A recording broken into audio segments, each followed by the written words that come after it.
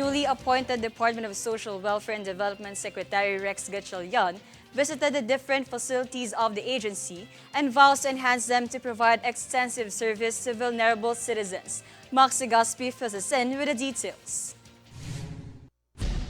Department of Social and Welfare and Development or DSWD Secretary Rex Gatchalian visits the 13 offices of the agency, vows for improvement, and also plans on establishing 2 more satellite offices to be able to provide better service.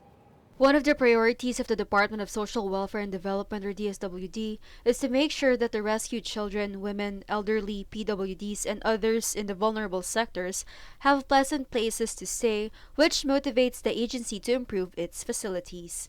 I believe that if the state really wants to protect them when they're in our custody, it should be an environment na kaaya-ayang tirahan. And that's one of the main thrusts that we want to look into. We know na may mga vulnerable sector members pa na hindi natin nakukupkop, and we want to intensify that nga. But in order to intensify that, we want to show you that where we're putting them ay maayos. So we can see.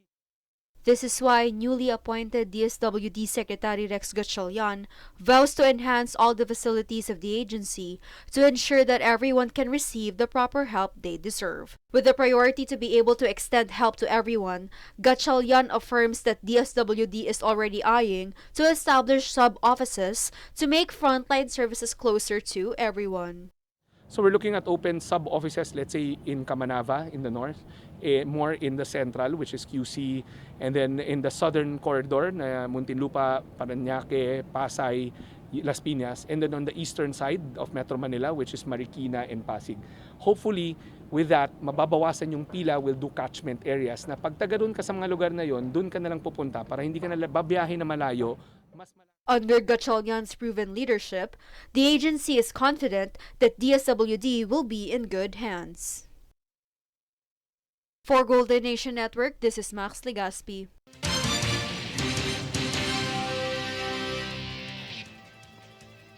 The Department of Health or DOH specialty hospitals all received increased budgets this year to allow them to serve more patients in need of treatment, particularly those who cannot afford it. DOH Officer in Charge Maria Rosada Vergeire emphasized that the agency is already looking to establish more specialty facilities to provide extensive help so that all citizens have proper access to the appropriate health care that tailor fits to their situation. So napakalaking bagay kasi ngayon sinusulong natin ang mga specialty centers natin.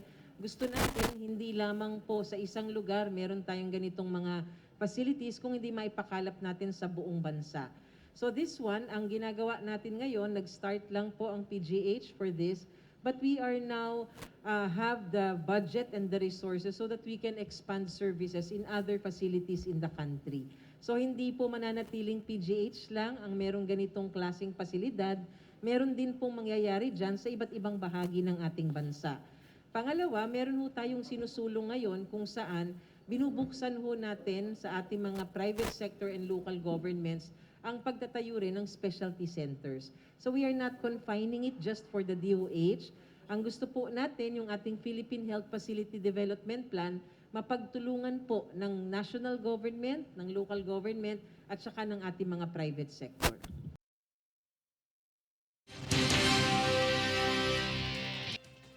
Good news for fair parents, the Metropolitan Manila Development Authority or MMDA announced that the Pasig River Ferry is now allowing pets to ride alongside their owners. The MMDA said that pets must not do any harm or be a threat to the passengers and must be put inside their carrier travel cage for the safety of everyone on board.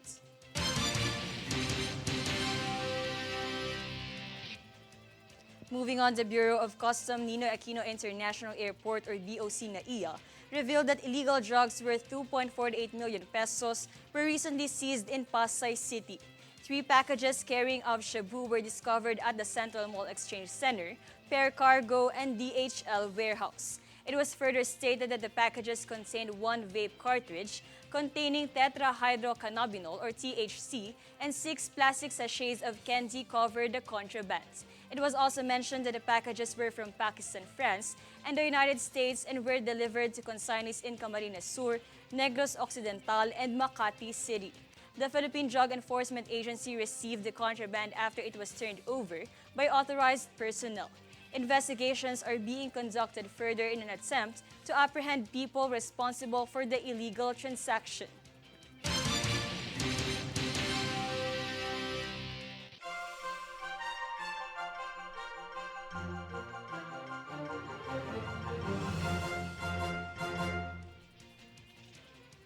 The death toll continues to rise after two massive earthquakes struck Syria and Turkey on Monday. Rescue crews continue to conduct operations to find survivors buried in the rubble of buildings toppled by powerful earthquakes that struck the region on Monday and left more than 4,300 people dead. Turkey's Emergency Disaster Management Agency said it was conducting operations by road and by air to get supplies and crews to areas affected by the quake. Those efforts were being backed by a growing number of other governments and aid agencies that have sent teams and resources to the region.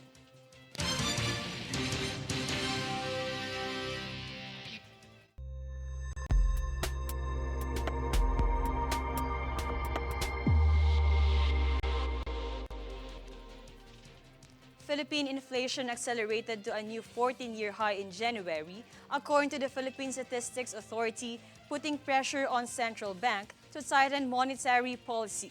The Consumer Price Index or CPI rose to 8.7% in January, far exceeding the 7.7% predicted in a Reuters poll and exceeding the 8.1% rate in December. The Philippine Central Bank, which had forecast January CPI to be between 7.5% and 8.3%, said on Saturday that when it meets on February 16 to review key interest rates, it will focus on inflation rather than the Federal Reserve's 25 basis points hike.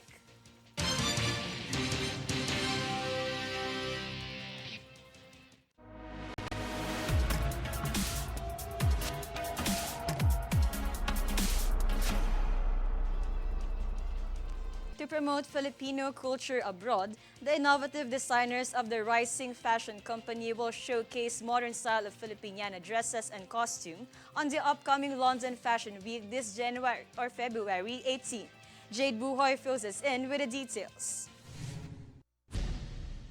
The designers of Pampinay, Pamela Gotanco, and Christian Belaro will showcase the new style of traditional Filipiniana dresses such as bolero, terno, and barot saya as the wearable art for the upcoming London Fashion Week this year. The designers stated that they use sustainable materials such as binakol and Cantarina's hand-woven fabric from Abra, embroidery and beading of Tiboli tribe, and the inabel from Ilocos. Further, the initiative of Pampinay is an opportunity to promote Filipino tradition by applying creative ways of using sustainable materials inspired by the fabrics of Philippine indigenous groups. Pampinay is a Filipino fashion house that promotes ethical fashion and empowers women dressmakers by providing equal income opportunities in the country's creative fashion industry. For Golden Nation Network, this is Jade Buhoy.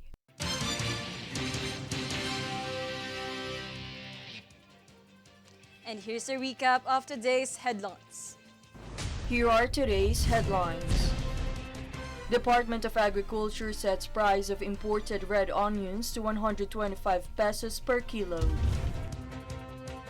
Mayon volcano raised to alert level 2 status. DFA says no Filipino casualties reported in deadly Turkey 7.8 magnitude earthquake. House approves Eddie Garcia bill on final reading. MMDA allows pets in Pasig River Ferry. Filipino inflation bloats to 8.7% in January 2023. Fair and balanced news. Comprehensive reports that will take you to the heart of the action. This is News Force. And those were the top stories of the day. Stay updated on the day's biggest stories. Get updates on our Facebook page, facebook.com/Golden Nation Network. I am Jasmine Cacho, and this is News Force.